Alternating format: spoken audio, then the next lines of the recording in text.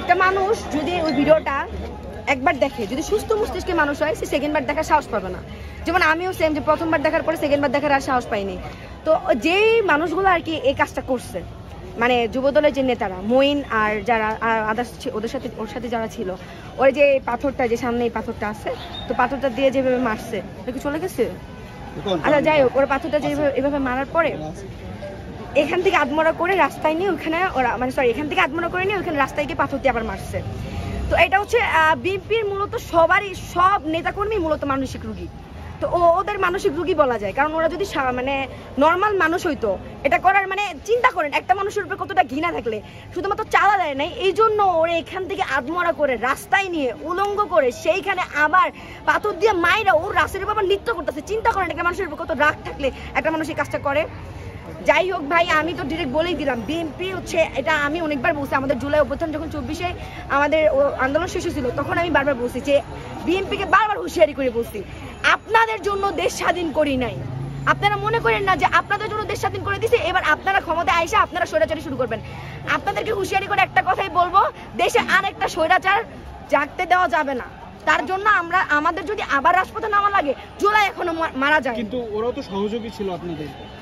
আমি বলি ভাইয়া, ওরা দাবি করে কি যে ওরা আসলে 17 বছরের পরিশ্রমের ফলে ওরা হচ্ছে এই জুলাইয়ের যে আন্দোলনটা সেটা পারছে। তো 17 বছর ওরা পারে নাই কেন?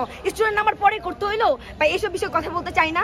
আমার কথা হচ্ছে, তো ওরা ক্ষমতায় আসার আগে যে কাজগুলো আওয়ামী লীগ হাইরে করতো, সেই কাজগুলো ওরা ওপেনলি করতেছে।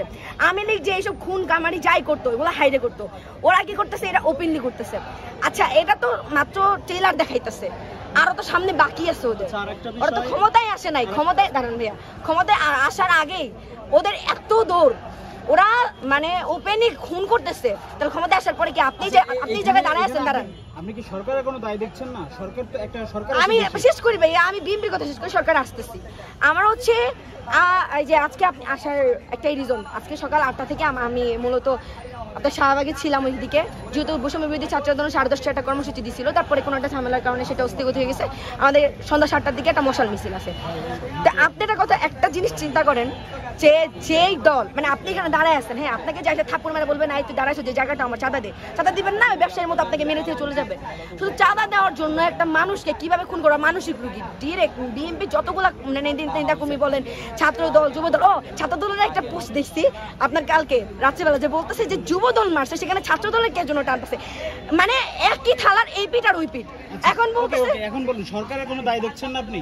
এখানে শোনেন, আজ আমি বলতেছি যে আপনি বলেন পুলিশ, আইন প্রশাসন, তারপর সরকার, সবার উদ্দেশ্যে একটা কথা বলি, যে আপনাদের মানে আইন প্রশাসন অত্যন্ত পরিমাণে নিম্ন পরিমাণের খারাপ।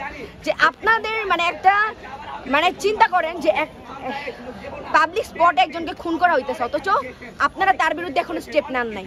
আপনারা 24 ঘন্টার ভিতরে আপনি খুনি কে সেটা জানেন, প্রমাণ আছে, তাহলে 24 ঘন্টার ভিতরে ফাঁসি দিতেছেন কেন? জনসম্মুখে ফাঁসি দেন।